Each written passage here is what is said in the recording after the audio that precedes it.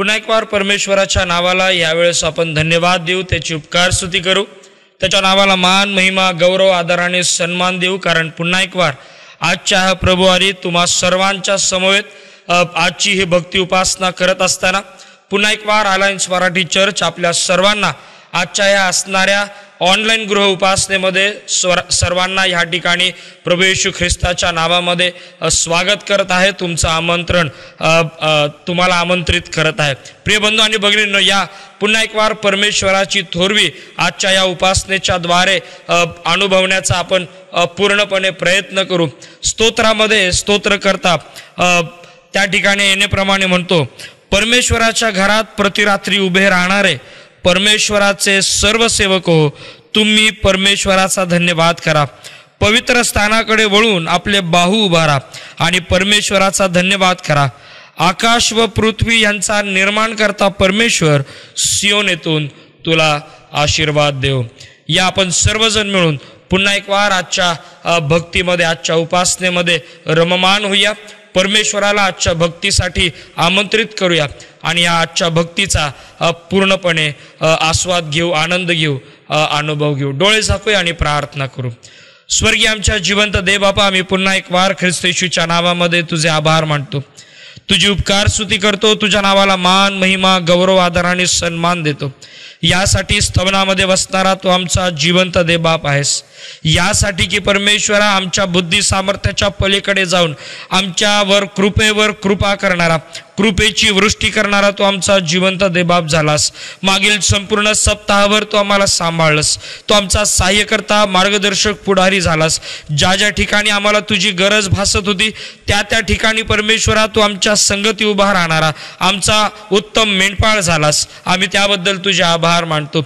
जिवंत देवबापा, आज आम्ही पुन्हा एक वार प्रभू, जरी आमची प्रभूजी उपासना गृह बंद आहेत तरी आज आम्ही आमच्या घरामध्ये एकत्रित जमलेलो असताना प्रभू आजची उपासना आम्ही तुझ्या हातामध्ये देतो. तुला आजच्या उपासनेमध्ये प्रभूजी आमंत्रित करतो आणि प्रार्थना करतो. जिवंत देवबापा, आजची उपासना आम्हा प्रत्येकासाठी आशीर्वादाची तू कर. आत्म्याने खरेपणाने तुझी भक्ती आराधना करण्यासाठी जे शास्त्र वाचन होईल प्रभूजी, जी प्रार्थना होईल, मध्यस्थीची प्रार्थना असेल, दानार्पणाची प्रार्थना असेल, दानार्पणाची सेवा असेल, वचनाची सेवा असेल, त्या सर्व परमेश्वरा सेवा प्रभू येशूच्या नावामध्ये आशीर्वादित करून घे. आणि प्रभूजी आजची भक्ती आम्हा प्रत्येकासाठी आशीर्वादित करणारा जिवंत देवबाप तू.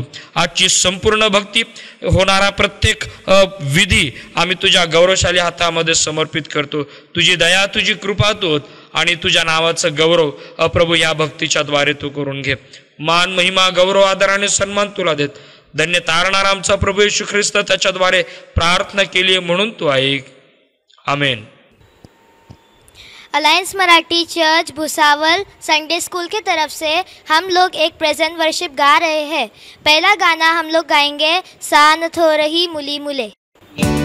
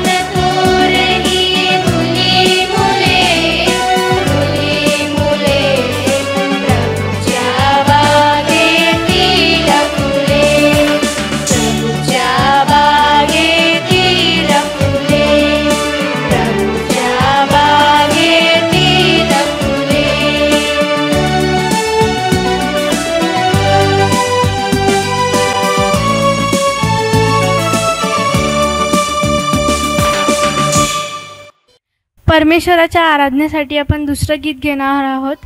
येशू तेरा नाम सबसे ऊंचा है.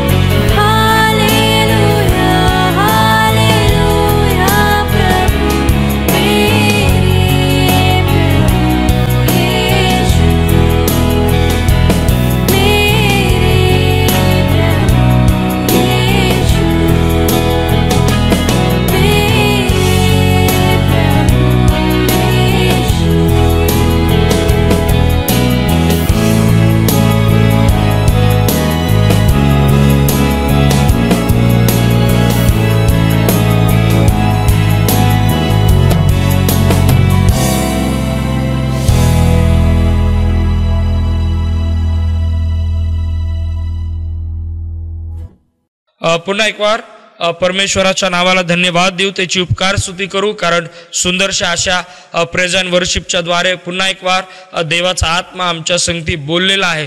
आणि देवाच्या वचनाकडे जाण्याच्या अगोदर या आपण सर्वजण मिळून पुन्हा एक वार आपण आपले डोळे झाकूया, परमेश्वराकडे सहाय्य मागूया. जो पवित्र आत्मा की जो आम्हाला सर्व सत्यामध्ये घेऊन जातो, प्रगट करतो, त्या पवित्र आत्म्याला पुन्हा एक वार आमच्या जीवनामध्ये कार्य करण्यासाठी आमंत्रित करूया. डोळे झाकूया आणि प्रार्थना करू. जिवंत देव बापा, आम्ही पुन्हा एक वार प्रभू येशूच्या नामामध्ये तुझ्या चरणाजवळ येतो. आम्ही प्रार्थना करतो जिवंत देव बापा की तुझ्या असणाऱ्या वचनाकडे प्रभू आज आम्ही लक्ष केंद्रित करत असताना आम्ही प्रार्थना करतो प्रभू की तुझ्या वचनाच्या द्वारे आमच्या संगती बोलणारा तू आमचा जिवंत देवबाप तू हो. तुझ्या वचनाच्या द्वारे संधान साधणारा आमचा जिवंत देवबाप तू हो दे. जिवंत देवबापा, पुन्हा एक वार तुझ्या चांगुलपणाचा अनुभव प्रभू तुझ्या वचनाच्या द्वारे आम्ही घ्यावा, यासाठी लागणारी सर्व प्रकारची कृपा तू दे प्रभू. आम्हाला माहीत नाही आज कोणाची गरज आहे, पण प्रभू आज आम्हा प्रत्येकाची गरज प्रभू आम्ही तुझ्या हातामध्ये देत आहोत, कारण प्रभू आमच्या सर्व गोष्टी जाणणारा तो आमचा जिवंत देवबाप आहे. पुन्हा एक वार प्रभू इथून पुढच्या असणाऱ्या सर्व गोष्टी येणारं वचन आम्हा प्रत्येकासाठी आशीर्वादाचं तू कर प्रभू. परमेश्वरा, मला आपल्या वधस्तंभाच्या आड लपीव आणि हो दे परमेश्वरा, बोलणारा प्रत्येक शब्द हा प्रभूजी पवित्र आत्म्याने प्रेरित झालेला असावा, तुझपासून असावा, यासाठी विशेष करून तुझी कृपा तू करू. मला स्वतःला आणि प्रत्येक ऐकणाऱ्याला देवबापा तुझ्या हातामध्ये समर्पित करत धन्यवाद देत प्रार्थना ख्रिस्त येशूच्या द्वारे केली आहे म्हणून तू ऐक. आमेन.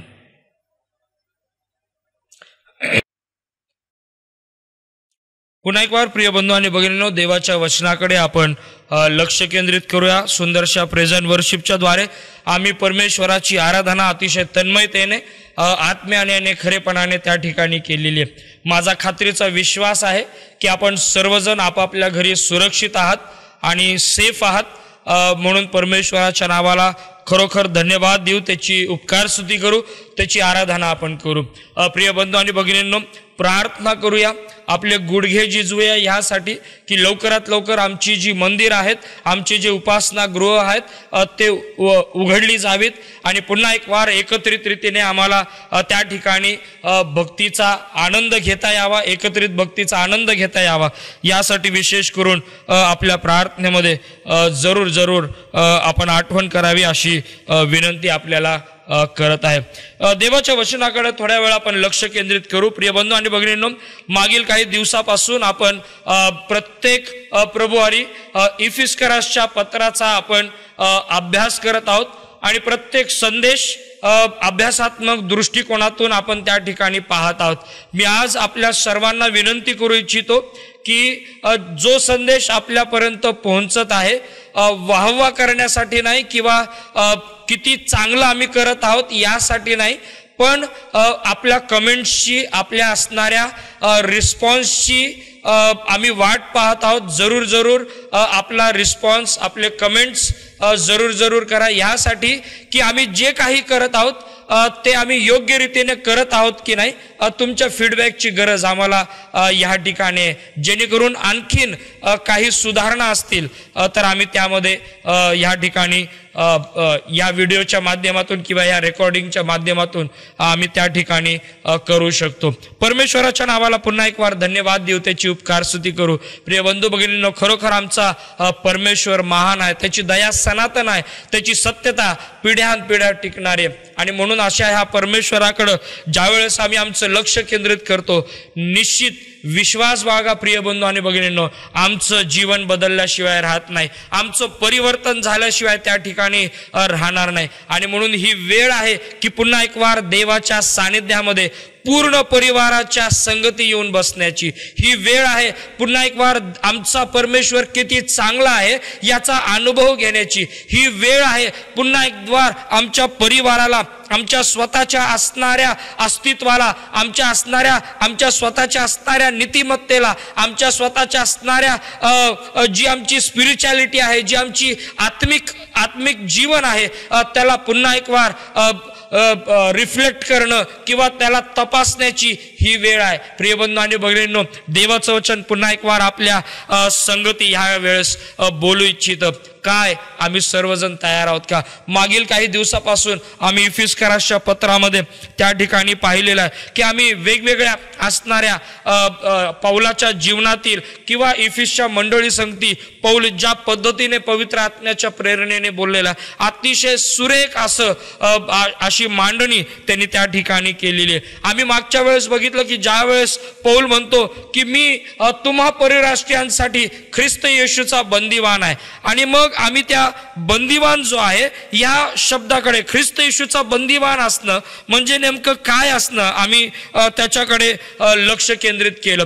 ज्यावेळेस संत पौल इफिस्करासच्या असणाऱ्या पत्राच्या 3ऱ्या अध्यायाच्या 1ल्या वचनामध्ये ज्यावेळेस तो म्हणतो की ह्या कारणास्तव मी पौल तुम्हा परराष्ट्रीयांसाठी ख्रिस्त येशूचा बंदीवान आहे. मागच्या वेळेस मी सांगितलं नाही, पण आज मी थोडंसं क्लिअर करून सांगतो अजून. ज्यावेळेस संत पौल म्हणतो की तुम्हा परराष्ट्रीयांसाठी, याचा अर्थ हा नाही प्रिय बंधू भगिनींनो की तो परराष्ट्रीयांना दूषण देत आहे किंवा परराष्ट्रीयांना तो त्या ठिकाणी दोष देते. तो असं म्हणत नाही की तुमच्यामुळं मी आता तुरुंगामध्ये, तुमच्यामुळं मी आता बंदिवासामध्ये. त्याचं म्हणण्याचा अर्थ तो नाही. तो म्हणतो की जरी मी तुरुंगामध्ये आहे, हे सर्व काही मी तुमच्यासाठी या ठिकाणी सहन करत आहे, ख्रिस्तासाठी मी या ठिकाणी सहन करत आहे. हा त्याच्या पाठीमागचा असणारा अर्थ प्रिय बंधू भगिनींनो आम्ही समजून घेणं गरजेचं आहे. आणि मग बऱ्याच गोष्टी आम्ही त्या ठिकाणी पाहिल्या. आज आम्ही 2ऱ्या वचनापासून ते 6व्या वचनापर्यंत असणाऱ्या गोष्टीकडे लक्ष केंद्रित करत आहोत. कारण जर आम्ही 1ल्या वचनापासून ते जवळजवळ 13व्या वचनापर्यंत जर बघितलं तर आता संत पौल या 13 वचनापर्यंत काय करत आहे, 13 वचनापर्यंत असणारं विश्लेषण तो या ठिकाणी देते. जे विश्लेषण येणाऱ्या दिवसामध्ये किंवा त्या ठिकाणी होणारी जी नंतर जी कृती आहे त्या कृतीकडं ह्या असणाऱ्या विश्वासणाऱ्यांनी बारकाईनं लक्ष केंद्रित करावं, यासाठी आता तो या 13 वचनांची मांडणी किंवा ह्या असणाऱ्या त्याच्या वक्तव्याची मांडणी तो त्या ठिकाणी करत आहे. आणि म्हणून 2ऱ्या वचनापासून किंवा 1ल्या वचनापासून ते जवळजवळ 13व्या वचनापर्यंत असणारं जे एक्सप्लेनेशन आहे ते एक्सप्लेनेशन का देत आहे ते आम्ही थोडंसं समजून घेणार आहोत. आणि मग आम्ही जो मेन टेक्स्ट आहे किंवा जो मूळ संदेश जो आहे, जो मूळ संदेशाचा गाभा जो आहे त्याच्याकडे आम्ही लक्ष केंद्रित करणार आहोत. लक्षात घ्या प्रिय बंधू भगिनींनो, 14व्या वचनामध्ये जर आम्ही बघितलं तर त्या ठिकाणी पुन्हा एकदा तो त्याची वाक्यरचना करत असताना म्हणतो की ह्या कारणास्तव स्वर्गातील व पृथ्वीवरील प्रत्येक वंशास ज्या पित्यावरून नाव देण्यात येते त्या पित्यासमोर मी गुडघे टेकून अशी विनंती करतो की. आता 14व्या वचनाकडे ज्यावेळेस आम्ही बघतो त्यावेळेस आता संत पौल आता ह्या असणाऱ्या सर्व विश्वासणाऱ्यांचं लक्ष कुठं केंद्रित करतो, तर आता प्रार्थनेकडे तो त्यांचं लक्ष केंद्रित करतो. आणि या विश्वासणाऱ्यांचं किंवा हे जे परराष्ट्रीय विश्वासणारे आहेत, या परराष्ट्रीय विश्वासणाऱ्यांचं आता त्यांचं मन एकाग्र व्हावं, स्थिर चित्त व्हावं, आणि त्यांनी आपलं त्या स्थिर चित्ताच्या द्वारे प्रार्थनेमध्ये त्यांनी एकाग्रता दाखवावी. यासाठी 1ल्या वचनापासून ते 13व्या वचनापर्यंतचं लिखाण किंवा त्याचं असणारं विश्लेषण, त्याची असणारी वक्तव्य या ठिकाणी आम्हाला दिसून येतात. आणि म्हणून लक्षात घ्या प्रिय बंधू भगिनींनो, ज्यावेळेस पौल ही पहिली 13 वचनं जी लिहितो, ही 13 वचनं त्यांनी प्रार्थनेमध्ये एकचित्त राहावं, प्रार्थनेमध्ये एका मनानं त्या ठिकाणी समाविष्ट व्हावं. यासाठी ही 13 वचनं तो बारकाईनं त्याचं असणारं एक्सप्लेनेशन पवित्र आत्म्याच्या प्रेरणेने त्या ठिकाणी तो देत आहे. संत पौलाची तळमळ प्रिय बंधू भगिनींनो आम्हाला ह्या ठिकाणी दिसते. संत पौलाचा असणार जी प्रायोरिटी आहे परराष्ट्रीयांसाठी, संत पौलाची असणारी जी घालमेल परराष्ट्रीयांना देवाचं वचन कळावं, ते समजावं, त्यांनी ते आत्मसात करावं, त्यांनी ते कृतीमध्ये आणावं, या सर्व गोष्टी आम्हाला त्या ठिकाणी दिसत आहे. प्रिय बंधू आणि भगिनींनो, संत पौल ज्यावेळेस ह्या सर्व गोष्टींकडे लक्ष केंद्रित करतो त्यावेळेस त्याच्या जीवनामध्ये किंवा त्याच्या असणाऱ्या सेवा कार्यामध्ये बरीचशी स्थित्यंतर आम्हाला त्या ठिकाणी दिसून येतात. ही पहिली वेळ नाहीये की ज्यावेळेस संत पौल पौल आता तुरुंगामध्ये. जर आम्ही प्रेषितांची कृत्याचा 16वा अध्याय जर बघितला आणि 16व्या अध्यायामध्ये जर आम्ही पाहिलं तर त्या ठिकाणी आम्हाला हे दिसून येतं की पौल आणि सिलास हे त्या ठिकाणी बंदीवानामध्ये आम्हाला त्या ठिकाणी दिसून येतं की ज्या ठिकाणी आता जर आम्ही काढलं प्रेषितांची कृत्याचा 16वा अध्याय आणि त्याच्या 23व्या वचनापासून तर जवळजवळ 40व्या वचनापर्यंत असणारा जर शास्त्र भाग आम्ही जर त्या ठिकाणी बघितला किंवा 19व्या वचनापासून ते शेवटच्या वचनापर्यंत जर आम्ही शास्त्र भाग बघितला तर आम्हाला त्या ठिकाणी दिसून येतं की पौल व सिला यांचं कसं बंदिवासातून सुटका त्या ठिकाणी झाली. प्रिय बंधू भगिनींनो, ही पौलासाठी पहिली अशी वेळ कदाचित नसेल की तो या ठिकाणी तुरुंगवासामध्ये आहे आणि म्हणून तो म्हणतो की मी पौल तुम्हा परराष्ट्रीयांसाठी ख्रिस्त येशूचा बंदीवान आहे. आम्ही त्या सर्व गोष्टींकडं त्या ठिकाणी पाहिलं. आज आम्ही दुसऱ्या मुख्य असणाऱ्या पॉइंटकडे किंवा दुसऱ्या असणाऱ्या गोष्टीकडे आम्ही लक्ष केंद्रित करणार आहोत. जर आपल्या समोर जर बायबल असेल तर इफिस्करास पत्राचा 3रा अध्याय आणि त्याच्या 2ऱ्या वचनाकडे आपण लक्ष केंद्रित करणार आहोत. 2ऱ्या वचनानं आपण सुरुवात करणार आणि 6व्या वचनापर्यंत येणार. कारण आता आम्ही बघितलं की ख्रिस्त येशूचा बंदीवान हा संत पौल आहे आणि आता तो स्वतःला ज्यावेळेस बंदीवान म्हणतो आणि तो का बंदीवान आहे ह्याच्या असणाऱ्या विश्लेषणाकडे आम्ही मागच्या प्रभुवारी लक्ष दिलं. आता 2ऱ्या वचनामध्ये ज्यावेळेस आम्ही येतो त्यावेळेस तो बंदीवान का आहे याचं एक्सप्लेनेशन द्यायला सुरुवात करतो आणि त्याचं जे एक्सप्लेनेशन आहे मी पूर्णतः तुम्हाला आत्ता सांगणार नाही. त्याचं जे एक्सप्लेनेशन आहे ज्यावेळेस तो त्याचं असणारं विश्लेषण त्या ठिकाणी देतो 6व्या वचनामध्ये आल्यानंतर त्याचं विश्लेषण देण्याचा परिणाम आम्हाला त्या ठिकाणी दिसून येतो आणि म्हणून तो बंदीवान आहे. बंदीवान का आहे आज आम्ही बघणार आहोत आणि त्याचं बंदीवान असल्यामुळं जो परिणाम या परराष्ट्रीयांमध्ये झालेला आहे, जो रिझल्ट या इफिसच्या मंडळीला मिळत आहे, जी आयडेंटिटी त्यांची त्या ठिकाणी तयार होत आहे, आम्हाला त्याच्याकडे लक्ष देणं गरजेचं आहे. प्रिय बंधू आणि भगिनींनो, आतापर्यंत या इफिसच्या मंडळीची आयडेंटिटी काय आहे? इफिसच्या मंडळ किंवा परराष्ट्रीय जे विश्वासणारे आहेत, ज्यांनी येशू ख्रिस्तावर विश्वास ठेवलेला आहे, त्यांच्या जीवनामध्ये येशूनं नेमकं काय कार्य केलं, येशूच्या त्या मरणाने किंवा त्याच्या बलिदानाने त्यांच्या जीवनामध्ये काय स्थित्यंतर आली, मग ती आत्मिक असोत, भौतिक असोत, दैहिक असोत, या सर्व गोष्टींचं एक्सप्लेनेशन 2 अध्यायांपर्यंत त्याने केलं. आता तो आपला जो रोखा आहे तो मंडळी म्हणून, मंडळी दृष्टिकोन ठेवून, मंडळीच्या संबंधामध्ये दृष्टिकोन ठेवून आता तो त्याचं लिखाण किंवा त्याची वक्तव्य त्या ठिकाणी करत आहे. कारण आता जर आम्ही 2ऱ्या अध्यायाच्या काही शेवटच्या वचनांकडे जर आम्ही बघितलं तर त्या ठिकाणी त्याची जी वक्तव्य आहेत आता तो मंडळी म्हणून या विश्वासणाऱ्यांना त्या गोष्टी त्या ठिकाणी इंट्रोड्यूस करत आहे.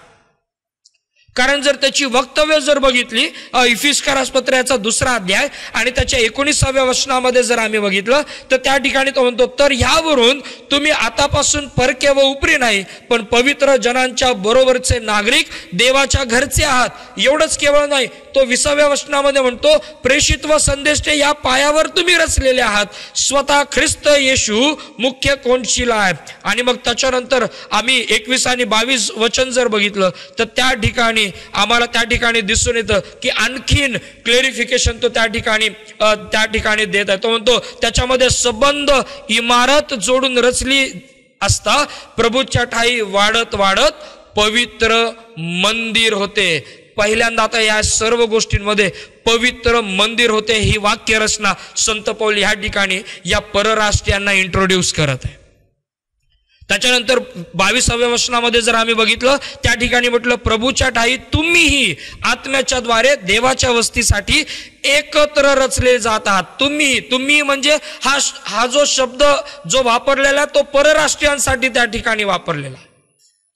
आणि म्हणून प्रिय बंधू आणि भगिनींनो, ज्यावेळेस आम्ही या सर्व गोष्टींचं अध्ययन किंवा सर्व गोष्टींना बारकाईनं ज्यावेळेस याचं मनन आणि चिंतन करतो आणि 3ऱ्या वचनामध्ये ज्यावेळेस आम्ही येतो त्यावेळेस आम्हाला हे समजून येणं गरजेचं आहे, हे समजून घेणं गरजेचं आहे की संत पौल आता या विश्वासणाऱ्यांना त्यांचं मंडळीमधलं जे अस्तित्व आहे, मंडळीमधली आता त्यांची आयडेंटिटी काय आहे, मंडळीमध्ये नेमकं त्यांचं असणारं जी कार्यप्रणाली ही कशी असावी, काय असावं, याच्या संबंधामध्ये तो त्या ठिकाणी सांगत आहे. चला तर मग आपण थोडंसं या देवाच्या वचनाकडे पुन्हा एक वार बारकाईनं त्या ठिकाणी बघूया. बघा, पहिली महत्वाची गोष्ट ज्यावेळेस तो प्रगट करतो त्यावेळेस तो म्हणतो की मी पौल तुमच्यासाठी, तुम्हा परराष्ट्रीयांसाठी ख्रिस्त येशूमध्ये बंदीवान आहे. बर, ह्या सर्व गोष्टींकडे बघितल्यानंतर आता पौल पवित्र आत्म्याच्या द्वारे मंडळीच्या संबंधामध्ये असणारी इच्छा आता त्या ठिकाणी तो प्रगट करतो. दुसऱ्या वचनामध्ये ज्यावेळेस आम्ही येतो, नीट लक्षात घ्या. आता या दुसऱ्या वचनाकडे येण्याच्या अगोदर आम्ही हे बघितलं की संत पौल याची ही पहिल्यांदा कदाचित टर्म नसेल किंवा पहिल्यांदा तो तुरुंगवासाचा अनुभव त्याने घेतलेला नसेल. कारण मला वाटतं प्रेषितांचे कृत्य आणि त्याचा 16वा अध्याय आणि 23 ते जवळजवळ 19व्या वचनापासून ते 40व्या वचनापर्यंत मगाशी आम्ही बघितलं पौल आणि सिला त्या ठिकाणी बंदीवानामध्ये. प्रॉब्लेम कुठं आहे? का तो तुरुंगवासामध्ये आहे? का तो तुरुंगवासामधून अशा प्रकारची वक्तव्य ह्या परराष्ट्रीय विश्वासणाऱ्यांसाठी तो त्या ठिकाणी त्या तुरुंगवासातनं हे पत्र तो त्यांना पाठवते? का एक इसेन्शियल बिब्लिकल डॉक्टरिन्स तो त्या ठिकाणी त्यांना प्रेझेंट करत आहे? त्यांचं असणारं मंडळीतलं अस्तित्व सांगण्याचं एवढं तुरुंगवासामध्ये असताना एवढं का त्याला महत्वाचं वाटत आहे? प्रिय बंधू भगिनींनो, नीट समजून घ्या. आम्ही हे नीट समजून घेणं गरजेचं आहे की या सर्व गोष्टी करत असताना असं काही झालेलं आहे का? असा काही इतिहास आहे का? असं काही गोष्ट त्या ठिकाणी झालेली आहे का की जी या सर्व गोष्टी करण्यासाठी संत पौलाला किंवा पवित्र आत्मा त्याला त्या ठिकाणी प्रोत्साहित करत आहे? आणि जर हे बघायचं असेल तर आम्हाला प्रेषितांची कृत्य याचा असणारा 21वा अध्याय जो आहे त्याच्याकडे थोडंसं लक्ष देणं गरजेचं आहे. प्रेषितांची कृत्य याचा 21वा अध्याय जर आम्ही बघितला आणि त्याच्या असणाऱ्या 27व्या वचनापासून किंवा 27 आणि 28वं जर वचन आम्ही पाहिलं तर त्या ठिकाणी आम्हाला थोडीशी कल्पना त्या ठिकाणी येऊ शकते की नेमकं त्याच्या जीवनामध्ये, संत पौलाच्या जीवनामध्ये काय झालं आणि असं कुठलं कारण आहे की त्याला ह्या कारणामुळं तुरुंगवास त्या ठिकाणी भोगावा लागत आहे किंवा त्याला त्या बंदिवानामध्ये जावं लागलं.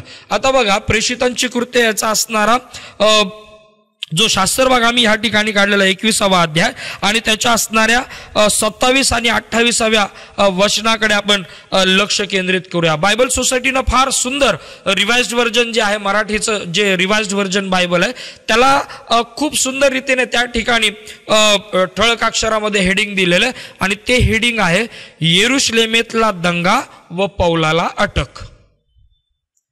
नीट लक्षात घ्या. आता म्हणजे ही बॅकग्राऊंड आम्हाला ज्यावेळेस कळते त्यावेळेस आम्हाला संत पौल इफिसच्या मंडळीला जे वक्तव्य करत आहे ते समजायला आम्हाला इझी जाईल.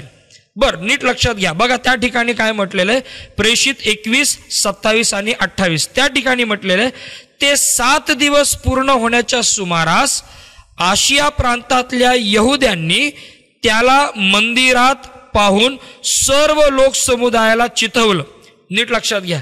ते 7 दिवस पूर्ण होण्याच्या सुमारास आशिया प्रांतातल्या यहुद्यांनी त्याला मंदिरात पाहून. आता बघा, आशिया प्रांतातल्या यहुद्यांनी, आता नीट जर बघितलं तर मला वाटतं आम्ही जर पुढे गेलो तर आम्हाला आता इफिसच्या मंडळीकडे थोडंसं लक्ष केंद्रित करावं लागेल. कारण इफिस ही आशिया प्रांतामध्ये असणाऱ्या ह्या गोष्टी त्या ठिकाणी चालू आहेत आणि म्हणून ह्या ठिकाणी जर आम्ही बघितलं तर त्या ठिकाणी स्पष्टपणे त्याचा उल्लेख आम्हाला दिसतो. ते 7 दिवस पूर्ण होण्याच्या सुमारास आशिया प्रांतातल्या यहुद्यांनी त्याला मंदिरात पाहून, त्याला म्हणजे कोणाला? संत पौलाला. त्याला मंदिरात पाहून सर्व लोक समुदायाला चिथवलं. असेही लोक असतात जे स्वतःला धार्मिक म्हणवतात, जे स्वतःला ज्यांच्याकडे असं वाटतं की धार्मिकतेची पूर्ण कॅलिबर ज्यांच्याकडे आहेत, ही लोक आपल्याच समाजाला चिथवण्याचं काम सुद्धा करत राहतात. आणि म्हणून बघा, लक्षात घ्या, त्या ठिकाणी म्हटलेलं, त्याला मंदिरात पाहून सर्व लोक समुदायाला चिथवलं आणि त्याच्यावर हात टाकून आरोळी मारून म्हटले, अहो इस्रायल लोक हो, धावा हो धावा, आपले लोक, नियमशास्त्र व हे स्थळ ह्याच्या विरुद्ध जो चहूकडे सर्वांना शिकवतो तोच हा आहे. शिवाय ह्याने हेल्लेन्यास मंदिरात आणून हे पवित्र स्थान विटाळविले आहे. 29व्या वचनामध्ये म्हटलेलं आहे, त्यांनी इफिस्कर त्रफीम याला पूर्वी त्याच्याबरोबर शहरात पाहिले होते. नीट लक्षात घ्या, आता जो येरुशलेमेमध्ये जो दंगा होत आहे, पौलाला अटक होत आहे, त्याचं कारण आपल्याला या ठिकाणी दिसतं. त्यांनी इफिस्कर त्रफीम याला पूर्वी त्याच्याबरोबर शहरात पाहिले होते. त्याला पौलाने मंदिरात आणले असावे अशी त्यांची कल्पना होती. तेव्हा सर्व शहर गजबजून उठले व लोकांची एकच गर्दी झाली आणि त्यांनी पौलाला धरून मंदिरातून बाहेर ओढून काढले. तोच दरवाजे बंद करण्यात आले. मग ते त्याला जीवे मारू पाहत असता पलटणीच्या सरदाराकडे बातमी लागली की सबंध येरुशलेमेत गडबड उडाली आहे. तत्काळ तो शिपाई व शताधिपती यांना घेऊन त्यांच्याकडे खाली धावत गेला. सरदार व शिपाई यांना पाहून त्यांनी पौलाला मारावयाचे थांबविले. तेव्हा सरदाराने जवळ येऊन त्याला धरले व 2 साखळ्यांनी बांधण्याचा हुकूम केला. मग हा कोण व ह्याने काय केले असे तो विचारू लागला. तेव्हा लोकातून कोणी काही ओरडू लागले. ह्या गलबल्यामुळे त्याला खात्रीलायक असे काही कळेना, म्हणून त्याने त्याला गढीत नेण्याचा हुकूम केला. तो पायऱ्यावर आला तेव्हा असे झाले की लोकांच्या दांडगाईमुळे शिपायांनी त्याला उचलून नेले, कारण लोकांचा समुदाय मागे चालत असून त्याची वाट लावा असे ओरडत होता. प्रिय बंधू आणि भगिनींनो, नीट लक्षात घ्या, या संत पौल बंदिवासामध्ये जाण्याचं हे प्रमुख कारण आम्हाला या ठिकाणी प्रेषितांची कृत्ये 21वा अध्याय 27 ते जवळजवळ 36व्या वचनापर्यंत आम्हाला त्या ठिकाणी दिसून येतं. संपूर्ण शास्त्रभाग जरी वाचला आम्हाला तरी अजून बरेच बारकावे आम्हाला त्या ठिकाणी लक्षात येतात.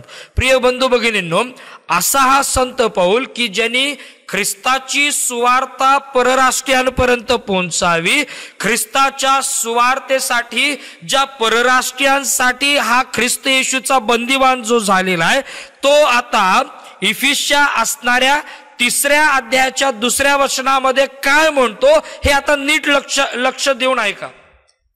कारण आता त्याचं असणारं तुरुंगवासामध्ये तो काय आहे याचं असणारं विश्लेषण आम्ही ह्या ठिकाणी केलं. तो म्हणतो की मी ख्रिस्त येशूमध्ये तुम्हा परराष्ट्रीयांसाठी बंदिवान आहे. तो का बंदिवान आहे आता ह्याचं बारकाईनं त्याचं कारण नीट समजून घ्या. आता पुढे तो म्हणतो देवाची जी कृपा, इफिस्करास पत्र 3रा अध्याय आणि 2रं वचन, त्या ठिकाणी तो म्हणतो देवाची जी कृपा तुमच्यासाठी मला प्राप्त झाली. देवाची जी कृपा तुमच्यासाठी मला प्राप्त झाली. ख्रिस्त येशूमध्ये बंदिवान असणारा पौल या परराष्ट्रीयांच्या संबंधाने फुल कॉन्सन्ट्रेशन करत आहे. त्याची प्रायोरिटी जर काय आहे तर ते परराष्ट्रीय लोक आहेत. त्याची प्रायोरिटी काय आहे तर ते हेल्लेनी लोक आहेत की ज्यांनी येशूवर विश्वास ठेवला, येशूला तारणारा म्हणून आपल्या जीवनामध्ये त्यांनी स्वीकारलं. येशू जो तारणार आहे त्याच्या मार्गामध्ये ते चालत राहिले. आणि ज्यांनी येशूला स्वीकारलेला आहे, ज्यांनी येशूला तारणारा म्हणून आपल्या जीवनामध्ये राजा म्हणून जे वागवत आहेत, जे येशूच्या मार्गामध्ये चालत आहेत, अशा लोकांची काळजी घेणारा संत पौल आम्हाला या ठिकाणी दिसतो. तो म्हणतो 2ऱ्या वचनामध्ये देवाची जी कृपा तुमच्यासाठी मला प्राप्त झाली. ख्रिस्तामध्ये बंदिवान असणारा संत पौल या ठिकाणी म्हणतो देवाची जी कृपा तुमच्यासाठी मला प्राप्त झाली. प्रिय बंधू आणि भगिनींनो, पौलाची एकच कळकळी इच्छा मंडळीच्या संबंधामध्ये या परराष्ट्रीयांनी समजून घेणं काय गरजेचं होतं, तर ख्रिस्तानं प्रगट केलेलं जे रहस्य कृपेच्या द्वारे त्यांच्यापर्यंत पोहोचलेलं आहे ते त्यांनी समजून घ्यावं, ही संत पौलाची प्रामाणिक इच्छा आहे. आणि म्हणून मंडळीनं, इफिसच्या मंडळीनं देवानं ख्रिस्ताच्या करवी जे रहस्य संत पौलाला जे प्रगट केलेलं आहे ते मंडळीनं, या विश्वासणाऱ्यांनी समजून घ्यावं, ही संत पौलाची इच्छा आहे. आणि म्हणून संत पौल या दुसऱ्या वचनामध्ये म्हणतो, देवाची जी कृपा तुमच्यासाठी मला प्राप्त झाली. प्रिय बंधू भगिनींनो, वास्तविक पाहता हा पॉइंट माझ्या असणाऱ्या संदेशामध्ये नव्हता, पण देवाचा आत्मा हा आमचं अंतर्मन जाणणारा आत्मा आहे. देवाचा आत्मा हा आम्हाला योग्य त्या गोष्टी त्याच्या संदेशाच्या द्वारे प्रगट करणारा देवाचा आत्मा आहे. प्रिय बंधू आणि भगिनींनो, कोणाची तरी आज ही गरज आहे की हे वचन ते बारकाईनं समजून घ्यावं. संत पौल म्हणतो, देवाची जी कृपा तुमच्यासाठी मला प्रगट झाली. तुमच्यासाठी म्हणजे कोणासाठी? परराष्ट्रीयांसाठी. तुमच्यासाठी म्हणजे कोणासाठी? जे हेल्लेनी आहेत, जे जे जे यहुदी नाही आहेत, ज्यांनी येशूवर जे रानटी जैतून आहेत, त्यांच्यासाठी संत पौल ह्या ठिकाणी म्हणतो, देवाची जी कृपा तुमच्यासाठी मला प्राप्त झाली, तिच्या व्यवस्थेविषयी तुम्ही ऐकले असेल. प्रिय बंधू आणि भगिनींनो, संत पौलाचं प्रामाणिक मत देवाच्या कृपेविषयी बघा. तो म्हणतो स्पष्टपणे, देवाची जी कृपा तुमच्यासाठी मला प्राप्त झाली. प्रिय बंधू आणि भगिनींनो, मी केवळ एकच गोष्ट याच्यामध्ये तुम्हाला सांगू इच्छितो. देवाची जी कृपा माझ्या जीवनात किंवा आमच्या जीवनामध्ये आहे, ही केवळ आमच्यासाठी मर्यादित नाहीये. देवाची कृपा ज्या वेळेस देवानं आमच्या जीवनामध्ये ओतलेली आहे, देवाची कृपा की ज्याने ख्रिस्ताकरवी आमच्या जीवनामध्ये प्रगट केलेली आहे, देवाची कृपा, देवानं जी कृपा कृपेवर कृपा म्हणून आमच्या जीवनामध्ये दिलेली, ती ह्यासाठी नाही दिली की आम्ही त्या कृपे संगती आमच्याच असणाऱ्या गोष्टी नीटनेटक्या करून घ्याव्यात. प्रिय बंधू आणि भगिनींनो, मंडळीनो, विश्वासणाऱ्यांनो, आज या रेकॉर्डिंगच्या द्वारे किंवा व्हिडिओच्या द्वारे जे संदेश ऐकत आहेत त्या प्रत्येकाला माझं सांगणे, जी कृपा, जी देवाची कृपा तुमच्या जीवनामध्ये आज देवानं ख्रिस्ताच्या करवी दिलेली आहे, प्रिय बंधू भगिनींनो, ती केवळ तुमच्या पुरती मर्यादित नाहीये.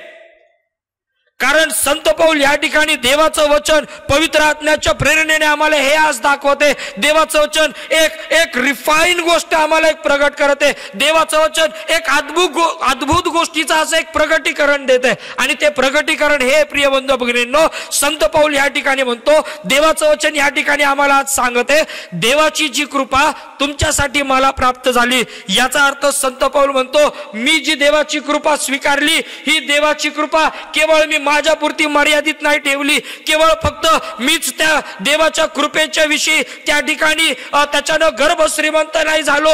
देवाची कृपा मी फक्त माझ्याच आत्मिक जीवनासाठी त्या ठिकाणी वापरली नाही. ही देवाची कृपा जी देवाने ख्रिस्ताच्या करवी मला दिली, ही तुमच्यासाठी दिली. प्रिय बंधू आणि भगिनींनो, देवाने जी कृपा आम्हाला दिलेली आहे ती इतरांना आशीर्वादित करण्यासाठी दिलेली आहे. देवानं जी कृपा आमच्या जीवनामध्ये ओतलेली आहे ती कृपा इतरांना आशीर्वादित करण्यासाठी दिलेली आहे. प्रिय बंधू आणि भगिनींनो, पौलाची सेवा, संत पौलाची सेवा बघा. जसा तो ज्या वेळेस त्या दमास्कसच्या असणाऱ्या त्या वाटेवर ज्या वेळेस ख्रिस्तानं त्याला दर्शन दिलं आणि त्या दर्शनानंतर ज्या प्रकारे संत पौलाने आपल्या जीवनामध्ये ख्रिस्ताचं अस्तित्व दाखवायला सुरुवात केली. प्रिय बंधू आणि भगिनींनो, या असणारा हा प्रेषित की जो वन त्या ठिकाणी वेगवेगळ्या प्रकारच्या मिशनरी फेऱ्या त्यांनी केल्या, वेगवेगळ्या प्रकारचा त्रास त्या ठिकाणी सहन केला, वेगवेगळ्या प्रकारची उपासमार त्या ठिकाणी सहन केली, वेगवेगळ्या प्रकारचा छळ, उपासमार, मार त्या ठिकाणी या ख्रिस्तासाठी त्या ठिकाणी सहन केला. प्रिय बंधू आणि भगिनींनो, असा हा संत पौल या ठिकाणी देवाचं वचन आम्हाला सांगतं, देवाची जी कृपा तुमच्यासाठी मला प्रगट झाली. संत पौलाची इच्छा ही आहे की या कृपेच्या द्वारे जे रहस्य देवाने मंडळीला प्रगट केलं ते मंडळीनं बारकाईनं समजून घ्यावं. आणि त्याच्यामध्ये पहिली गोष्ट तो जर काय म्हणतो, तो म्हणतो मला जी देवाची कृपा प्राप्त झालेली आहे ही केवळ मी माझ्यापुरती मर्यादित नाही ठेवली, तर ती तुमच्यासाठी मला प्राप्त झाली आहे. आणि म्हणून प्रिय बंधू आणि भगिनींनो, परिवारांनो, वैयक्तिक जीवनाच्या द्वारे आज जे वैयक्तिक रीतीने कदाचित हा संदेश ऐकत असतील, समजून घ्या प्रिय भावांनो, बहिणींनो, तुम्हाला मिळालेली देवाची कृपा ही तुमच्यासाठी आहे, चांगली गोष्ट आहे. पण प्रश्न आहे, काय ती देवाची कृपा इतरांपर्यंत माझ्या जीवनाच्या द्वारे, माझ्या कृतीच्या द्वारे जी देवाची कृपा मला मिळाली ती मी इतरांपर्यंत पोहोचवते का? जी देवाची कृपा तुमच्यासाठी मला प्रगट झाली, तुमच्यासाठी. संत पौल फार सुंदर रीतीने ह्या ठिकाणी म्हणतो. आणि म्हणून जे रहस्य देवानं ख्रिस्ताच्या करवी संत पौलाला प्रगट केलं ते कृपेच्या द्वारे त्याने प्रगट केलं. या रहस्याची सुरुवात देवाच्या कृपेनं झाली. आणि म्हणून 3 महत्वाच्या गोष्टी आम्हाला बघणं गरजेचं आहे. ज्या रहस्याविषयी संत पौल ह्या ठिकाणी ह्या असणाऱ्या परिच्छेदामध्ये बोलते, त्याचा असणारं मुख्य फॅक्टर जर काय आहे तर ते आहे देवाची कृपा. आणि म्हणून संत पौल देवाच्या कृपेचा अनादर करत नाही. संत पौल देवाच्या कृपेला मर्यादित ठेवत नाही. संत पौल देवाच्या कृपे संगती स्वार्थीपणानं वागत नाही. संत पौल या कृपेच्या संदर्भामध्ये अतिशय सिरियस आहे. संत पौल ह्या असणाऱ्या देवाच्या कृपेच्या संबंधामध्ये अतिशय सिरियस आहे. आणि ते कुठं दिसतं? आम्हाला या दुसऱ्या वचनामध्ये जर आम्ही नीट वाचलं तर आम्हाला दिसतं. सगळ्यात पहिली गोष्ट, ही कृपा रहस्य जे प्रगट झालं हे त्या रहस्याचं असणारं मेन फॅक्टर ही देवाची कृपा आहे. त्याच्या कृपेनं हे रहस्य आमच्यापर्यंत आलं.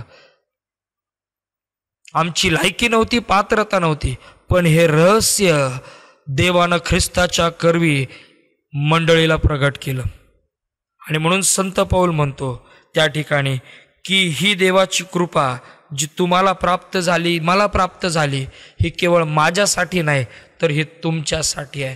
प्रिय बंधू भगिनींनो, विचार करूया, देवाची कृपा आमच्या जीवनामध्ये किती मोठ्या प्रमाणामध्ये झाली. आज आम्ही जे काही आहोत ते देवाच्या कृपेमुळे आहोत. हे कबूल करा, हे कबूल करा. हे म्हणा की देवाच्या कृपेमुळं मी आज जिवंत आहे. देवाच्या कृपेमुळं माझ्या जीवनामध्ये संपन्नता आहे. देवाच्या कृपेमुळं माझ्या जीवनामध्ये समृद्धता आहे. देवाच्या कृपेमुळं माझा परिवार आशीर्वादित आहे. देवाच्या कृपेमुळं मी देवाच्या मार्गात आहे. देवाच्या कृपेमुळं माझ्यावर कुठल्याही प्रकारचं बंधन नाही. देवाच्या कृपेमुळं देव किती चांगला याचा अनुभव मी घेत आहे. देवाच्या कृपेमुळं माझ्या जीवनामध्ये स्थिरता आहे. देवाच्या कृपेमुळं माझ्यामध्ये आत्मिक जिवंतपणा आहे. देवाच्या कृपेमुळं मी कुठल्याही प्रकारच्या अशा सैतानी बंधनामध्ये नाही. देवाच्या कृपेमुळं मी स्वतःला स्थिरचित्त ठेवू शकतो. देवाच्या कृपेमुळं मी देवाचं मूल म्हणून त्या ठिकाणी ओळखला जाऊ शकतो. प्रिय बंधू आणि भगिनींनो, संत पौल म्हणतो या दुसऱ्या वचनामध्ये, अजून मी ह्या अर्ध्याच वचनाकडे मी आलेलो आहे, देवाची जी कृपा तुमच्यासाठी मला प्राप्त झाली. लक्षात घ्या, संत पौल म्हणतो देवाची कृपा मला प्राप्त झाली, पण का प्राप्त झाली तर ती तुमच्यासाठी, ती तुमच्यासाठी. आणि म्हणून हे लक्षात घ्या प्रिय बंधू भगिनींनो, देवाची जी कृपा आम्हाला मिळालेली आहे ती केवळ आमच्या पुरती मर्यादित न ठेवता ती इतरांपर्यंत कशी पोहोचेल, इतरांपर्यंत ते आशीर्वाद कसे पोहोचले जातील, आम्हाला या ठिकाणी बघणं गरजेचं आहे. प्रिय बंधू भगिनींनो, एक साधं उदाहरण आहे. पवित्र शास्त्रामध्ये उत्पत्तीचा ग्रंथ याचा 12वा अध्याय जर काढला तर त्या ठिकाणी अब्राहमाला आशीर्वाद दिलेला आहे. सर्वसमर्थ परमेश्वर अब्राहमाला आशीर्वाद देतो आणि तो म्हणतो दुसऱ्या वचनामध्ये, उत्पत्ती 12:2 मध्ये म्हणतो, मी तुझपासून मोठे राष्ट्र निर्माण करीन, मी तुला आशीर्वाद देईन, तुझे नाव मोठे करीन, तू आशीर्वादित होशील, तुझे जे अभिष्ट चिंतितील त्यांचे मी अभिष्ट करीन, तुझे जे अनिष्ट चिंतितील त्यांचे मी अनिष्ट करीन. तुझ्याद्वारे जे आशीर्वाद मी तुला देत आहे त्याच्याद्वारे सर्व कुळे आशीर्वादित होतील. सर्व कुळे. आशीर्वाद एकाला मिळतो पण त्याच्याद्वारे सर्व कुळे आशीर्वादित होतील. बघा इफिसच्या पत्रामध्ये 3ऱ्या अध्यायाच्या 2ऱ्या वचनामध्ये संत पाऊल म्हणतो, देवाची जी कृपा तुमच्यासाठी मला प्राप्त झाली. अब्राहमाला दिलेला आशीर्वाद हा इतर सर्व कुळांसाठी लागू झाला. मला मिळालेली कृपा ही इतरांपर्यंत कशी आशीर्वादित होईल याचा विचार आम्ही करायला पाहिजे. आणि म्हणून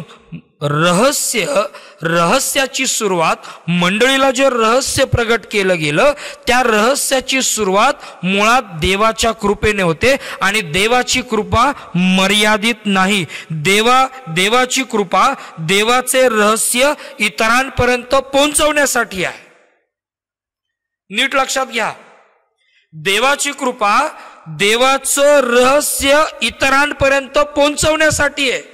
आणि म्हणून देवाच्या वचनामध्ये जे रहस्य देवानं ख्रिस्ताच्या करवी प्रगट केलं, प्रिय बंधू भगिनींनो, हे बंदिस्त करू नका. आम्हाला ती परवानगी नाहीये की आम्ही आमचं आत्मिक जीवन हे स्वतःपुरतं मर्यादित ठेवावं. नाही, जी देवाची कृपा आम्हाला प्रगट झालेली आहे ती आम्ही इतरांसाठी प्रॅक्टिकल दृष्टिकोनातून वापरणं गरजेची आहे. प्रिय बंधू आणि भगिनींनो, नीट बारकाईनं समजून घ्या. आणि म्हणून देवाच्या कृपेची सुरुवात किंवा रहस्याची सुरुवात देवाच्या कृपेनं आहे. आणि त्या रहस्याचा गाभा कुठे, आता नीट लक्षात घेऊ. आता बघा 2ऱ्या वचनामध्ये म्हटलेलं आहे, देवाची जी कृपा तुमच्यासाठी मला प्राप्त झाली तिच्या व्यवस्थेविषयी तुम्ही ऐकले असेल. नीट लक्षात घ्या, कशाच्या व्यवस्थेविषयी? कृपेच्या व्यवस्थेविषयी. सो आम्हाला हे नीट लक्षात घेणं गरजेचं आहे. जे रहस्य संत पौल मंडळीला समजावून सांगत आहे, जे रहस्य ख्रिस्ताच्या करवी कृपेनिशी देव संत पौल ह्या मंडळीला प्रगट करत आहे, ते रहस्य देवाच्या कृपेने प्रगट झालं. पण ते प्रगट होत असताना त्याचं व्यवस्थापन योग्य पद्धतीनं झालं. आणि म्हणून देवाच्या कृपेमध्ये योग्य पद्धतीचं व्यवस्थापन असावं मंडळीमध्ये. आम्ही कशीही देवाची कृपा वापरू शकत नाही, आम्ही कसंही देवाचं रहस्य मिळवू शकत नाही. देवाच्या कृपेला स्टँडर्ड आहे आणि देवाच्या कृपेला एक सिस्टमॅटिक ऍडमिनिस्ट्रेशन आहे. नीट लक्षात घ्या, कारण संत पौल या ठिकाणी फार सुंदर शब्द वापरतो. त्या ठिकाणी तो म्हणतो, तिच्या व्यवस्थेविषयी तुम्ही ऐकलं असेल. देवाची कृपा सिस्टमॅटिकली इतरांपर्यंत पोहोचवणं आणि त्या पोहोचवण्याच्या द्वारे मंडळीला ख्रिस्तानं जे रहस्य दिलेलं आहे ते कृपेनिशी सिस्टमॅटिकली प्रगट करणं, हा रहस्याचा गाभा आहे. रहस्याचा गाभा काय? कृपेचं व्यवस्थापन. रहस्य कृपेच्या द्वारे ख्रिस्ताच्या करवी मिळालं. रहस्याचा गाभा काय? तर ख्रिस्त केंद्रित कृपेचं व्यवस्थापन असणं. कसंही आम्ही देवाचं काम करू शकत नाही, कसंही कृपेला आम्ही वागवू शकत नाही, तिला युटिलाइज करू शकत नाही. There is a system for grace and mercy. आणि म्हणून नीट लक्षात घ्या, नीट लक्षात घ्या प्रिय बंधू भगिनींनो, देवाची जी कृपा तुमच्यासाठी मला प्राप्त झाली तिच्या व्यवस्थेविषयी तुम्ही ऐकले असेल. संत पौल आता या मंडळीला स्पष्टपणे या 2ऱ्या वचनामध्ये म्हणतो की जी कृपा मला प्राप्त झाली, जी तुमच्यासाठी मला प्राप्त झाली, तिच्या व्यवस्थेविषयी तुम्ही ऐकलेलं असेल.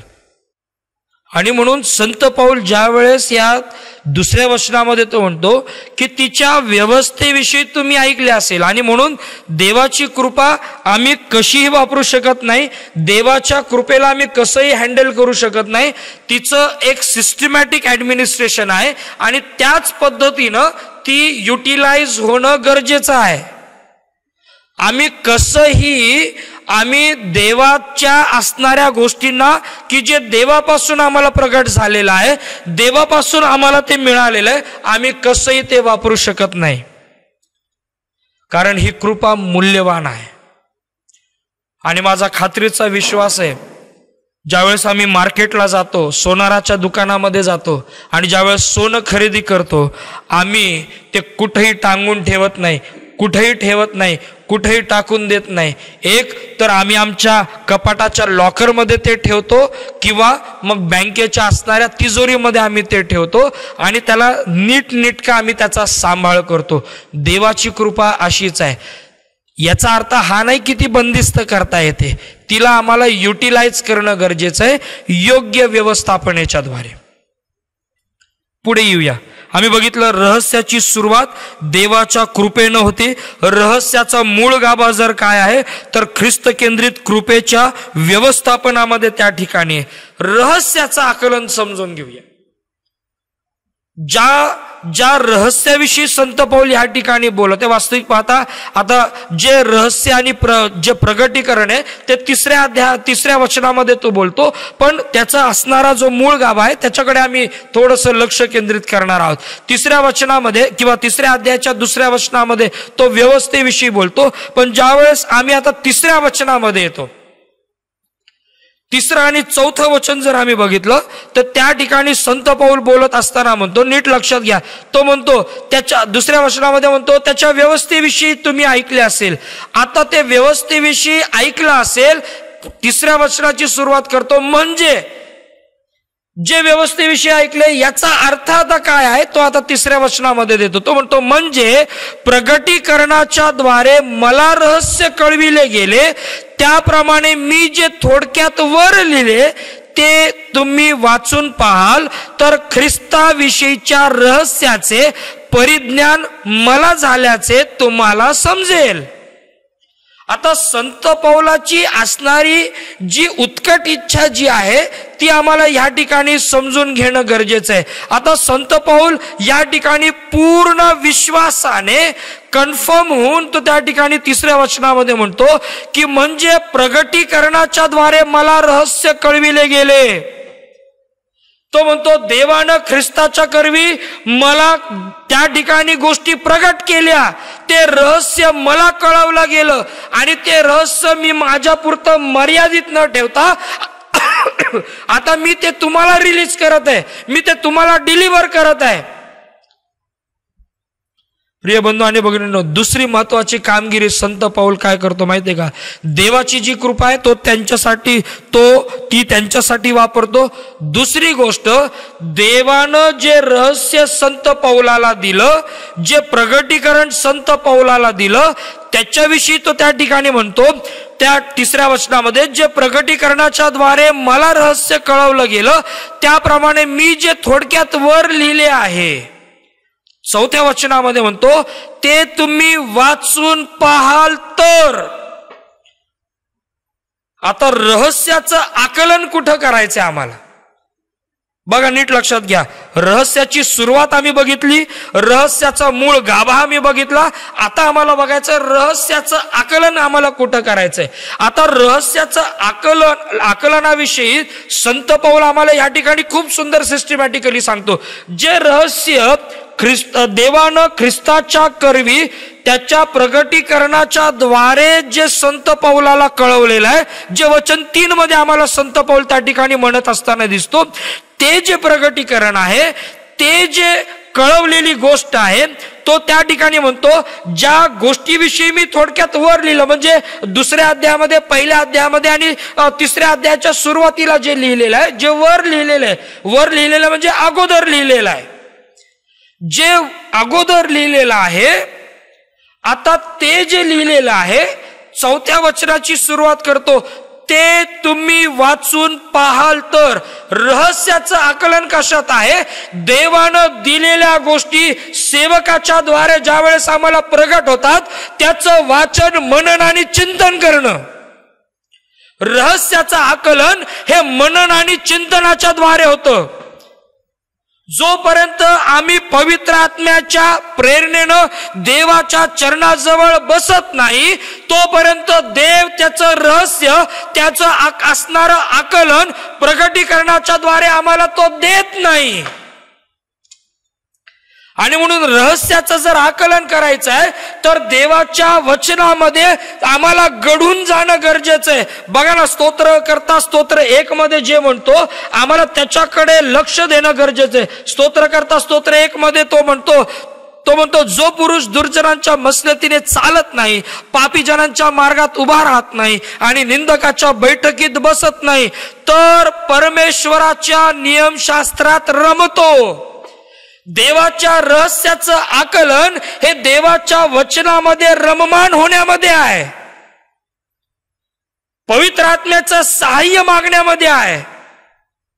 पुढे म्हटलेलं आहे, त्याच्या नियमशास्त्राचे रात्रंदिवस मनन करतो तो धन्य. प्रिय बंधू आणि भगिनींनो, देवाचं रहस्य समजून घ्यायचंय का हो? देवाचं रहस्य आम्हाला समजावं ही आमची इच्छा आहे का हो? देवाच्या वचनाकडे या. आणि संत पण म्हणतो, ते तुम्ही वाचून पाहाल तर ख्रिस्ताविषयीच्या रहस्याचे परिज्ञान मला झाल्याचे तुम्हाला समजेल. हे कधी समजेल माहितीये का? जोपर्यंत आम्ही वाचणार नाही तोपर्यंत आम्हाला नाही समजणार. पण एकदा की आम्ही त्या ठिकाणी त्याचं वाचन करायला लागलो, त्याचं मनन आणि चिंतन करायला लागलो, त्याच्यावर आमचा भरवसा आम्ही टाकत राहिलो, त्याच्यावर आम्ही पूर्णपणे विसंबून राहू लागलो, त्यावेळेस आम्हाला त्या गोष्टीचं ज्ञात झाल्याशिवाय, आम्हाला ते रहस्य कळल्याशिवाय, त्या रहस्याचं आकलन झाल्याशिवाय आम्हाला ते समजणार नाही. प्रिय बंधू आणि भगिनींनो, पौलाची इच्छा, प्रामाणिक इच्छा की ख्रिस्तानं दिलेलं रहस्य मंडळीला समजावं. जे रहस्य देवाच्या कृपेने आलं, ज्या रहस्याचा गाभा ख्रिस्त केंद्रित व्यवस्थापनामध्ये आहे आणि ज्या रहस्याचं आकलन ते वाचून समजून घेण्यामध्ये आहे. नुसतं वाचन नाही बरं का. काही जण आत्ताही तसंच करत आहेत लॉकडाऊन मध्ये. काही जण तेच करत आहेत, नुसतं देवाचं वचन वाचत आहेत. प्रिय बंधू भगिनींनो, जेवणाकडं फक्त बघितल्यानं पोट भरणार नाही, किंवा फक्त काहीतरी चिमणचारा खाल्ल्यानं आम्हाला पोषण मिळणार नाही. आम्हाला अशा गोष्टी घेणं गरजेचं आहे की ज्यातनं सत्व आम्हाला मिळतील. आणि आमच्या आत्मिक जीवनासाठी जर सत्व जर कुठं आहेत तर ती पवित्र शास्त्रामध्ये नमूद करून ठेवलेली आहेत. कारण देवाचं वचन आमच्यासाठी सत्व म्हणून उभा राहतं. प्रिय बंधू आणि भगिनींनो, या रहस्याचा गाभा ख्रिस्त केंद्रित व्यवस्थापनामध्ये देवाच्या कृपेला आम्ही कसंही हँडल करू शकत नाही. अनेक वेळेस ज्या मूल्यवान गोष्टी असतात, ज्या काचेच्या गोष्टी असतात, त्या ठिकाणी लिहिलेलं असतं हँडल विथ केअर. प्रिय बंधू आणि भगिनींनो, ही कृपा फार सिस्टमॅटिकली आम्ही युटिलाइज करणं गरजेचं आहे. संत पण म्हणतो, देवाची जी कृपा माझ्यावर तुमच्यासाठी झालेली, ती कृपा इतरांपर्यंत कशी पोहोचवता येतील, त्या कृपेचे आशीर्वाद इतरांपर्यंत कसे पोहोचवता येतील, याच्याकडे आम्हाला बघणं त्या ठिकाणी गरजेचं आहे. प्रिय बंधू आणि भगिनींनो, आम्हाला प्रेषितांच्या कृत्यांमध्ये बिरुयाची मंडळी दिसते की ज्या ठिकाणी संदेश झाल्यानंतर, वचन ऐकल्यानंतर आपापल्या घरी जाऊन ते वचन योग्य रीतीने तपासणारी मंडळी आम्हाला दिसते. आम्हाला त्या प्रेषितांच्या कृत्यांमध्ये 8व्या अध्यायाच्या 26व्या वचनापासून 40व्या वचनापर्यंत फिलिपांनी हबशी षंडाचा असणारा तो वृत्तांत आम्हाला दिसतो की ज्या ठिकाणी 31व्या वचनामध्ये हबशी षंड फिलिपाला म्हणतो, मार्ग दाखवल्याखेरीज कसं समजणार. एवढंच केवळ नाही, योहान कृष्ण वर्तमान याच्या 5व्या अध्यायाच्या 8व्या वचनामध्ये तो असणारा बेथेसदा या ठिकाणी असणारा तो जो त्या ठिकाणी पंगू मनुष्य, आंधळा मनुष्य, तो त्या ठिकाणी बोलत असताना आम्हाला दिसतो की कुठला मनुष्य, माझा मनुष्य त्या ठिकाणी नाही की जो मला त्या ठिकाणी घेऊन जाईल. प्रिय बंधू आणि भगिनींनो, देवाची कृपा तुमच्यापर्यंत आली आहे काय? ती इतरांपर्यंत आम्ही पोहोचवली का? संत पौल म्हणतो, देवाची जी कृपा तुमच्यासाठी मला प्राप्त झाली, तुमच्यासाठी मला प्राप्त झाली. प्रिय बंधू आणि भगिनींनो, पौलाची प्रामाणिक इच्छा या इफिसच्या मंडळीविषयी ही आहे की ख्रिस्तानं प्रगट केलेलं रहस्य समजून घ्यावं. ते रहस्य कृपेने आलं, त्या रहस्याचा गाभा ख्रिस्त केंद्रित व्यवस्थापनामध्ये आहे आणि त्या रहस्याचं आकलन ते वाचून आणि समजून घेण्यामध्ये. प्रिय बंधू आणि भगिनींनो, देवाचं वचन वाचा, समजून घ्या, त्याच्यावर अहोरात्र मनन आणि चिंतन करा. प्रिय बंधू भगिनींनो, कैक लोकांनी या वचनाकडे लक्ष केंद्रित केलं आणि त्यांचं जीवन पालटलं. नारायण वामन टिळक त्यापैकी आहेत, बाबा पदमजी त्यापैकी एक आहेत, पंडिता रमाबाई त्यापैकी एक आहेत.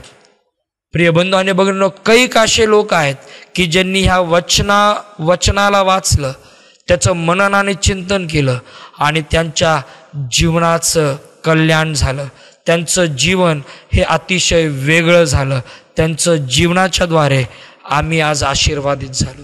प्रिय बंधू आणि भगिनींनो, हे देवाचं वचन हे विफल होऊन कधीच परत येत नाही. हे देवाचं वचन बी आहे, हे देवाचं वचन आरसा आहे, हे देवाचं वचन हातोडा आहे, हे देवाचं वचन ओळंब आहे, हे देवाचं वचन दिवा आणि प्रकाश आहे की जे आजही तुमच्या आणि माझ्या जीवनामध्ये काम करतं. देवाचं वचन वाचा प्रिय बंधू भगिनींनो, देवाचं वचन त्याच्यावर मनन आणि चिंतन करा. संत पौल फार सुंदर रीतीने ह्या ठिकाणी म्हणतो, ज्या रहस्याचं परिज्ञान मला झालं ते तुम्ही समजून घेणं गरजेचं आहे. बघा, आता 5व्या वचनामध्ये म्हणत असताना तो म्हणतो, ते रहस्य जसे आता आत्म्याच्या द्वारे त्याच्या पवित्र प्रेषितांना व संदेश त्यांना प्रगट करून दाखवलेलं आहे. जर आम्ही 1 कोरिंथ याचा 4था अध्याय आणि त्याच्या 1ल्या वचनामध्ये गेलो तर त्या ठिकाणी स्पष्टपणे संत पौल ज्यावेळेस या कोरिंथच्या मंडळीला ज्यावेळेस तो लिहितो त्यावेळेस 4थ्या अध्यायाच्या 1ल्याच वचनामध्ये तो म्हणत असताना म्हणतो, आम्ही ख्रिस्ताचे सेवक व देवाच्या रहस्याचे कारभारी आहोत असे प्रत्येकाने आम्हाला मानावे. आम्ही देवाच्या रहस्याचे कारभारी आहोत, आम्ही कारभारी आहोत. आणि म्हणून प्रिय बंधू आणि भगिनींनो, ते रहस्य प्रेषितांना आणि संदेश त्यांना प्रगट करून दाखवलं. इतर पिढ्यांच्या मनुष्य संतांनास ते कळवण्यात आलं नव्हतं. आणि ते रहस्य हे आहे, पुढं तो 6व्या वचनामध्ये म्हणतो, ते रहस्य हे आहे की परराष्ट्रीय ख्रिस्त येशूच्या ठाई सुवार्तेच्या योगाने आमच्या बरोबर वतनबंधू, आमच्या बरोबर एक शरीर, आमच्या बरोबर अभिवचनाचे वाटेकरी आहेत. काय रहस्य आहे? तर रहस्य हे आहे, ख्रिस्त आमच्या जीवनात आला, ख्रिस्ताची कृपा आमच्या जीवनात आली. परराष्ट्रीयांच्या संबंधामध्ये तो हे वक्तव्य करत आहे. परराष्ट्रीय लोकांना यदा कदाचित आत्तापर्यंत एक वेगळं वाटत असेल, एक वेगळी त्यांना वाटत असेल की आम्ही अच्युत आहोत. यदा कदाचित त्यांना असं वाटत असेल की आम्ही बाहेरच्या देशातले आहोत. यदा कदाचित असं वाटत असेल की आम्ही कदाचित वेगळे काहीतरी लोक आहोत. पण आता संत पौल त्यांना पवित्र आत्म्याच्या प्रेरणेने सांगतो की नाही, रहस्य काय आहे की तुम्ही आता आमच्या बरोबरचे वतनबंधू आहात, आमच्या बरोबरचं एक शरीर आहात, आमच्या बरोबरचं अभिवचनाचे वाटेकरी आहात. आडभिंत नाही, कुठल्याच प्रकारचं त्या ठिकाणी आता उच्च नीचपणा नाही, कुठल्याच प्रकारचं त्या ठिकाणी क्लासिफिकेशन नाही, कुठल्याच प्रकारचं त्या ठिकाणी कॅटेगरीची सेटलमेंट नाही, कुठल्याही प्रकारचं आतलं आणि बाहेरचं नाही, कुठल्याही प्रकारचं समोरचे आणि मागचे नाही, कुठल्याही प्रकारचं काळा आणि गोरा नाही, कुठल्याही प्रकारचा बेबनाव, कुठल्याही प्रकारचा भेदभाव त्या ठिकाणी नाही. तर तुम्ही आमचे वतनबंधू आहात, आमच्या बरोबरचं एक शरीर आहात व आमच्या बरोबरचे वचनाचे वाटेकरी आहात. प्रिय बंधू आणि भगिनींनो, रहस्य काय आहे तर परराष्ट्रीय हे वतन बंधू आहेत. आमच्या बरोबरचे एक शरीर म्हणून ते उभे राहतात. आमच्या बरोबरचे अभिवचनाचे वाटेकरी आहेत. संत पौलाला मिळालेलं हे रहस्य, त्याला मिळालेलं प्रगटीकरण, त्याला लाभलेलं हे परिज्ञान आहे की जे त्याने या एफिसच्या मंडळीला त्या ठिकाणी प्रगट केलं. प्रिय बंधू आणि भगिनींनो, संत पौलाला मिळालेली कृपा या परराष्ट्रीयांपर्यंत फार सुंदर रीतीने तो घेऊन आला. ती त्यांना दिली आणि ते मंडळीमध्ये काय त्यांची आयडेंटिटी आहे ती त्यांना सांगितली. प्रिय बंधू आणि भगिनींनो, आमच्यावर सुद्धा ही जबाबदारी आहे. काय देवाची कृपा आम्ही इतरांसाठी युटिलाइज करत असताना आमच्या जीवनामध्ये आम्ही ती कशी वापरत आहोत? काय त्या कृपेमुळं इतर लोक आशीर्वादित होत आहेत का? कारण संत पौल 4:1 मध्ये, 1 कोरिंथ 4:1 मध्ये म्हणतो, आम्ही ख्रिस्ताचे सेवक, देवाच्या रहस्याचे कारभारी आहोत, असे प्रत्येकाने आम्हाला मानावे. प्रिय बंधू आणि भगिनींनो, ही सेवा तुम्हाला आणि मला देवानं विश्वासाच्या द्वारे, ख्रिस्तावर विश्वास ठेवण्याच्या द्वारे दिली. काय आम्ही ती सेवा करण्यासाठी उत्सुक आहोत का? तयार आहोत का? काय ती सेवा आम्ही करत आहोत का? जी कृपा मला मिळाली, काय त्या कृपेची वाटेकरी काय माझी पत्नी आहे का? त्या कृपेचे वाटेकरी माझी लेकरं आहेत का? त्या कृपेचे वाटेकरी माझे नातेवाईक आहेत का? त्या कृपेचे वाटेकरी माझे सभासद, मंडळीतले सभासद आहेत का? त्या कृपेचे वाटेकरी माझे नातेवाईक, माझे प्रियजन, माझे आप्तेष्टजन आहेत का? त्या कृपेचे वाटेकरी काय माझ्या गावातले, माझ्या शहरातले लोक आहेत का? विचार करूया. देवबाप करो या वचनाच्या द्वारे तो तुम्हाला आणि मला आशीर्वादित करो. डोळे झाकूया आणि प्रार्थना करू. देवबापा, आम्ही तुझे आभार मानतो, तुझी उपकार स्तुती करतो. या वचनाच्या द्वारे पुन्हा एक वार तू आमच्या संगतीत संधान साधलंस, तुझी दया तू प्रगट केलीस. पुन्हा एक वार तुझ्या कृपेचं रहस्य काय आहे हे तुझ्या वचनाच्या द्वारे प्रगट केलंस. आम्ही तुझ्या नावाला धन्यवाद देतो. प्रार्थना करतो देवबापा, त्या रहस्याचं वाटेकरी होण्यासाठी लागणारी सर्व प्रकारची कृपा तू दे. आत्तापर्यंत प्रभू कदाचित तुझी कृपा आम्हाला दिली, कदाचित आम्ही मर्यादित ठेवली असेल, तिचं योग्य प्रकारे व्यवस्थापन केलं नसेल, तिचं योग्य प्रकारे तुझ्या वचनाच्या द्वारे आकलन केलं नसेल. प्रभू, आम्ही आज त्या सर्व गोष्टी तुझ्या हातात देतो आणि प्रार्थना करतो ते करण्यासाठी लागणारी सर्व प्रकारची कृपा तू दे. देवबापा, आम्ही प्रार्थना करतो आज ज्यांनी ज्यांनी भक्तीमध्ये दान घेतलेलं आहे ते दान येशूच्या नामामध्ये आशीर्वादित तू कर आणि त्यामध्ये असणाऱ्या प्रत्येक आशीर्वादानं प्रत्येकाला तू भर. जे कोविडमुळं प्रभूजी आजारी आहेत, प्रभूजी वार्धक्यामुळं जे बेड रिडन आहेत, त्या प्रत्येकाला येशूच्या नामामध्ये आरोग्य देणारा तू जिवंत दे बाप तू. प्रभू, आमचे जे प्रियजन या कठीण काळामध्ये प्रभूजी प्रवास करत आहेत, काम करत आहेत, त्या प्रत्येकाला प्रभूजी तुझ्या रक्ताच्या कटिवेष्टनामध्ये बांधणारा जिवंत दे बाप तू. तुझी सुरक्षितता तू दे आणि प्रभू तुझ्या नावाचं गौरव करून घे. आजचं वचन आम्हा प्रत्येकासाठी आशीर्वादाचं केलंस. तुझे आभार मानत धन्यवाद देत प्रार्थना ख्रिस्त येशूच्या द्वारे केली आहे म्हणून तू ऐक. आमेन. हे आमच्या स्वर्गातील पित्या, तुझे नाम पवित्र मानले जाऊ, तुझे राज्य जसे स्वर्गात तसे पृथ्वीवर आहे, तुझ्या इच्छेप्रमाणे हो. आमची रोजची भाकर आज आम्हास दे आणि जसे आम्ही आमच्या ऋण्यास ऋण सोडलं आहे तसे तू आमची ऋणे आम्हास सोड आणि आम्हास परीक्षेत आणू नकोस, तर आम्हास वाईटापासून सोडीव. कारण की राज्य, सामर्थ्याने गौरव ही सर्व काळ तुझीच आहे. आमेन. सुवंद्य देवा परात्पर स्तवा हो त्याला खालीवर,